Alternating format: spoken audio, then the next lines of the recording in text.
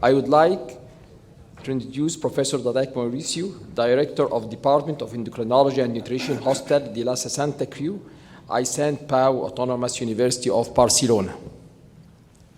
Thank you very much to the organizing committee and especially to Professor Ina's shout out for giving me the opportunity to be here in Cairo for the second time.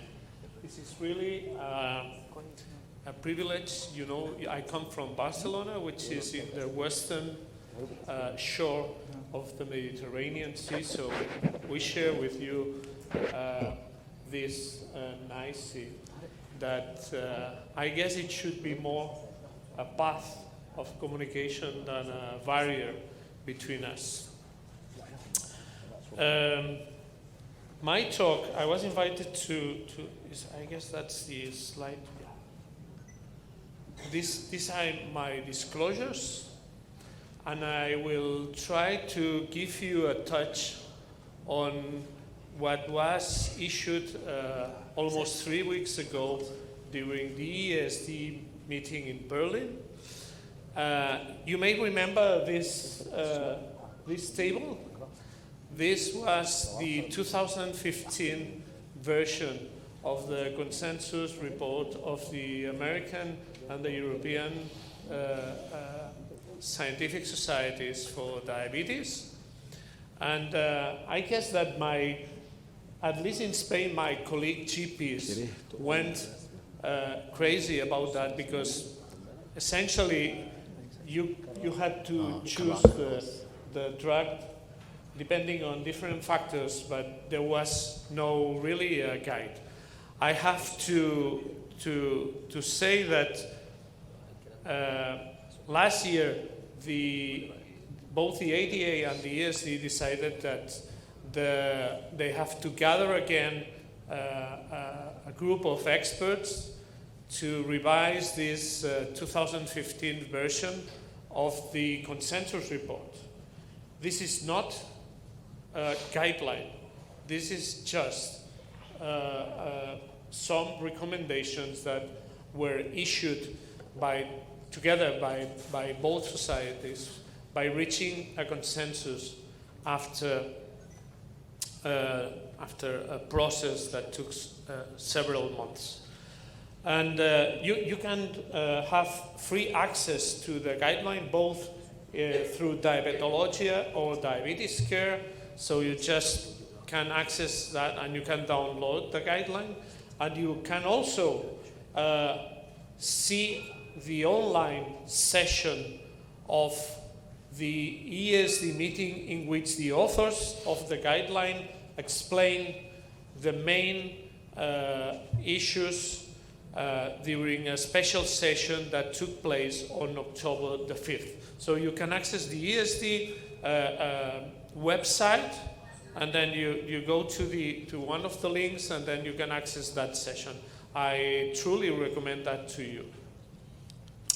What the authors did was that they decided to focus on the effectiveness and safety of drugs and also non-pharmacological intervention in patients with type 2 diabetes. And they did that through a process of literature review. So they almost review around almost 500 papers on effectiveness and safety of interventions in the treatment of type 2 diabetes, okay? And after that process, they reached a consensus. This paper that reports this consensus was subject to peer review, and you can see in the paper how many people had access to a peer review process. So there were around 50 peer reviewers that had their input on this on the draft document of the report. And the key points that the authors emphasized were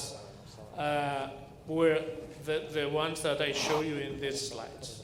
So this is an updated document of using the 2015 and also the 2012 versions of the consensus, generated evidence in the past 2 to 3 years was included, and they put a greater focus mainly on the management of overweight and obesity through lifestyle interventions, but also including metabolic surgery. And also they have a greater focus on patient-related issues that include several aspects of self-management, but also on issues on adherence and inertia affecting ourselves. And then you will see that one of the main points is that the preferred choices of glucose lowering is not only based on the former issues or former factors that were taken into account, but also on cardiovascular outcome trials and consideration on major clinical needs from patients such as hypoglycemia and weight. And finally, an important issue is that one of the recommendations that you will see contains the preference of GLP-1 receptor agonists over insulin once injectable therapies are on play.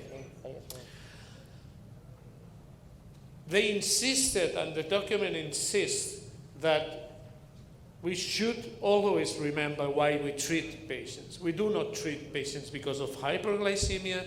We treat patients because they have, in the center, they have complications that lead to morbidity and early mortality in these patients. And we have to bear that in mind. And also we have to bear in mind the quality. It's not only quantity of years, but also the quality of the life of our patients. So this is the center of what we do in everyday clinical practice. And here they included several aspects that we have to, every time that the patient contacts the healthcare team, this cycle should be there. So we have to assess patient characteristics, we have to consider specific factors affecting, for example, adherence and individualization. This is not a report with a target on individualization, okay? But it takes into consideration several aspects affecting also adherence from patients. Decision making, we have to share decisions with our patients as much as possible, agree on management plan, and how to implement that plan. Ongoing monitoring, we have to run this cycle every time the patient is there, especially to avoid clinical inertia. The document does not focus on targets of treatment, but they of course mention the usual HbA1c target, and they of course mention the balance between different factors that leads to decisions on less or more stringent HbA1c target setting. Okay, so this should be always be bear in mind. So these are the first recommendations. You will see in the document that there's a set of recommendations. So providers and healthcare systems should prioritize the delivery of a patient-centered approach. And that this is the 21st century, okay? And all people with type 2 diabetes should have access to self-management and education programs. That's very, very important. Facilitating medication adherence is of utmost importance, especially when selecting treatments, okay? They insisted on focusing on weight, on overweight, on obesity management. And this, I took one of their slides from the presentation. Lifestyle is the foundation. Again, they insist. We tend to forget that in our daily clinical practice. But lifestyle should be there all through all the time. because this is highly effective, and especially in motivated and adherent patients. And they also have a special recommendation on metabolic surgery, because that may lead to remission of the disease. So, concerning lifestyle, they issue the following recommendations. Medical nutrition therapy should be offered in an individualized program for each patient. All overweight and obese patients should be advised on the health benefits of losing weight and encouraging the participation in programs of intensive lifestyle intervention. That may include food substitution. The American Diabetes Association has worked a lot on diet in diabetes, and the evidence is at least in type 2 diabetes is there. Patients should be encouraged to increase physical activity, and this physical activity has been demonstrated to improve glycemic control, and this should be encouraged as much as possible in our patients. And then they issue this recommendation on metabolic surgery. So they recommend taking, we tend also to forget that many patients may benefit from metabolic surgery. Both patients with type 3 obesity and also patients with type 2 obesity who do not achieve durable weight loss or improvement of their comorbidities is really feasible with surgical procedures. What about medications? They propose this, which is, I'm not going to go through all this, of course. That would take us a whole symposium. But of course, metformin is on the top. Yeah, metformin is on the top. But then there are several steps that we should take into consideration when taking decisions. And metformin is still the preferred initial glucose-lowering drug for most people with type 2 diabetes. And the second recommendation, in contrast with other guidelines or with other consensus, is that the stepwise addition of glucose lowering is the preferred option over initial combination therapy. However, they write a section on that saying that if the patient is really on a very high HbA1c, initial combination therapy may be the best option in those patients, and probably in some patients in which you need to lower HbA1c over 1.5 or 2%, you may also opt for initiating a dual combination therapy. But then we have these steps that we have to take into account. This is quite different from the 2015 guideline. And the first step is, the first question should be, is there cardiovascular disease present in our patient? So that's the first step that they propose now. Okay, that's the difference, and you have to see whether atherosclerotic cardiovascular disease, either this or heart failure or chronic kidney disease, predominate. Okay, to decide on which medication we are going to use. If atherosclerotic cardiovascular disease predominates, they propose to use either GLP-1 receptor agonists or SGLT2 inhibitors, and that's a change. Okay, if we have these patients, we have evidence from cardiovascular outcome trials, and so they opted for including these expensive medications because in the long run they may be not expensive but cost effective. So And even if you use one of them and you don't reach the HbA1c target, they propose to use the alternative group. So maybe you have to use GLP-1 receptor agonists on top of SGLT2 inhibitors. That's a lot of money, I know. What about heart failure or chronic kidney disease? They propose to use SGLT2 inhibitors as the first line.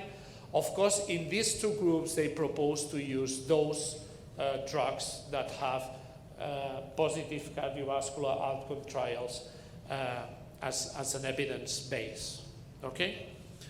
And again, in heart failure and chronic kidney disease, they propose to use the alternative, the other group, if patient does not tolerate or has a contraindication for its use, okay? I don't know what happened here. Yeah, okay. So they recommend these are the following recommendations. Patients with type 2 diabetes and established cardiovascular disease should be treated with SGLT2 inhibitors or GLP-1 receptor agonists because they have proven benefit, okay? And among patients in whom heart failure is the dominant trait, they opt for SGLT2 inhibitors as the first option, okay? And then in patients with type 2 diabetes and chronic kidney disease, they again recommend SGLT2 inhibitors, but if they are contraindicated or not preferred, then we should use a GLP-1 receptor agonist. What about the other steps? So cardiovascular disease or big comorbidities such as heart failure and chronic kidney disease are the first step. So, and then what are the next steps? The following steps are taking into consideration other important aspects such as hypoglycemia. And when hypoglycemia is important for the patient, it's important to avoid that. They recommend, as they did in the previous guidelines, to use those medications such as DPP-4 inhibitors, GLP-1 receptor agonists, or SGLT2 inhibitors, or glidazones, in this case pioglitazone, as the second step, okay? So if you have a patient with this predominates and the patient has no cardiovascular disease, you may opt for either of these options. What about when weight is a real issue in your patient? And that's the case for many of our patients. Then we should choose a medication that either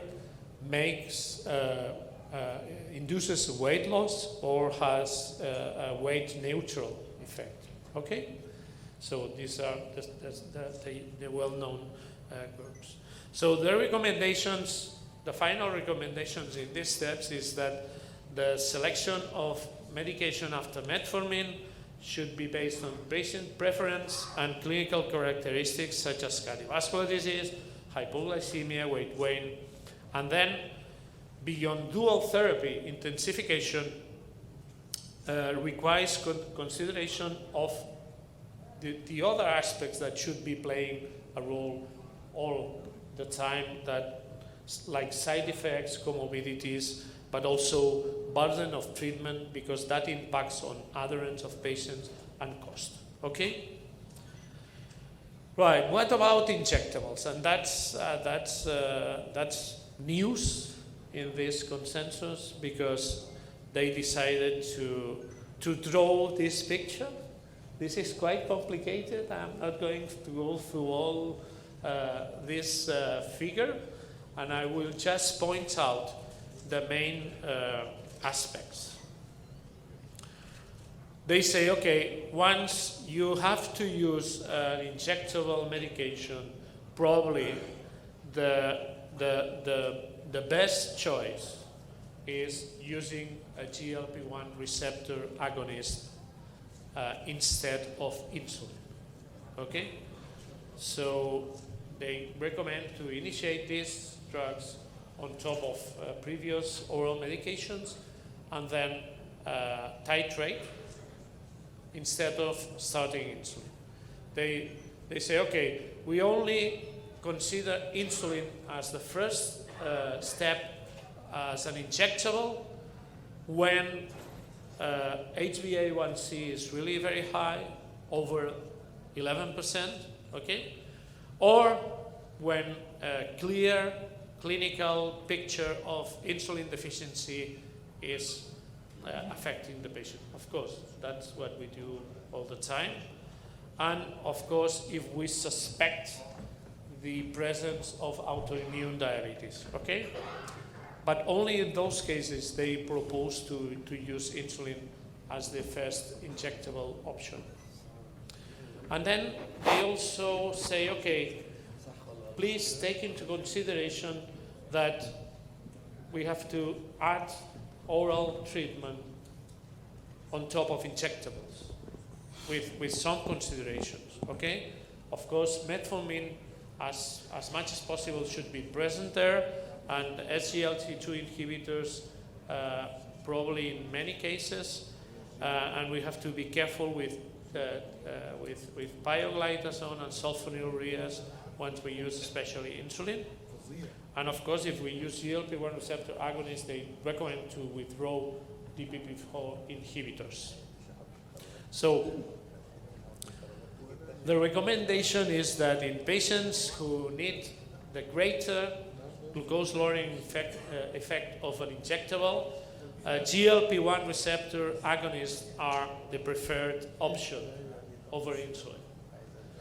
Okay?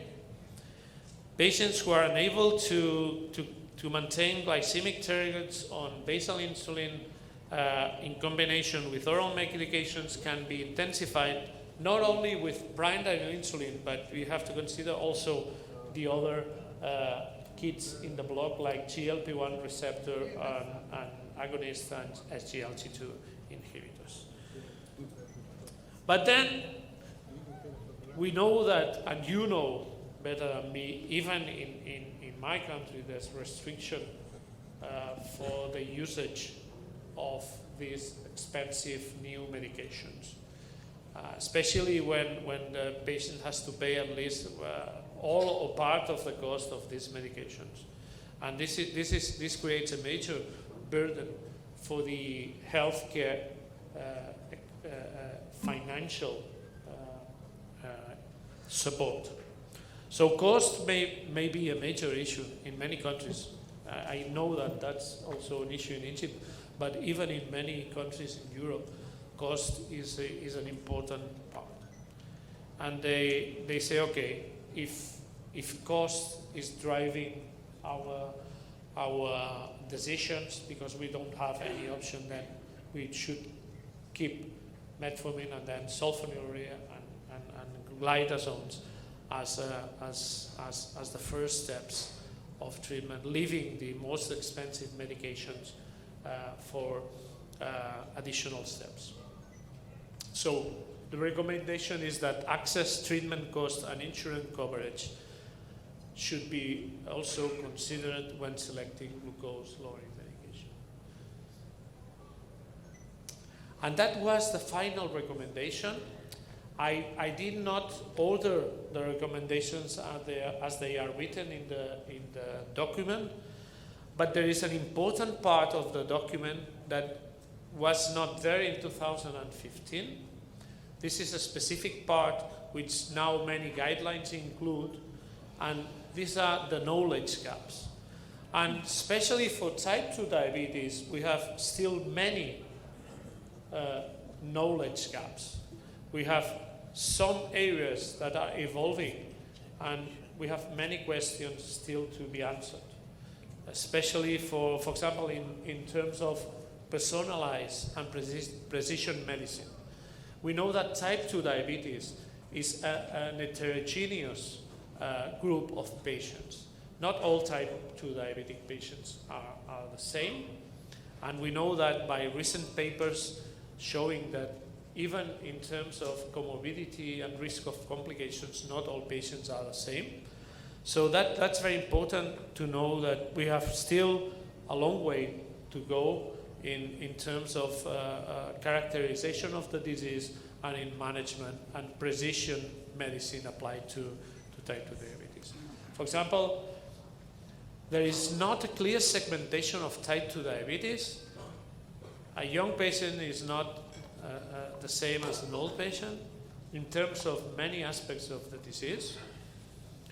And there are other fundamental questions that are still there. Is metformin's role foundational therapy evidence-based? You know that recent meta-analysis showed that metformin is neutral in terms of cardiovascular disease. It's not really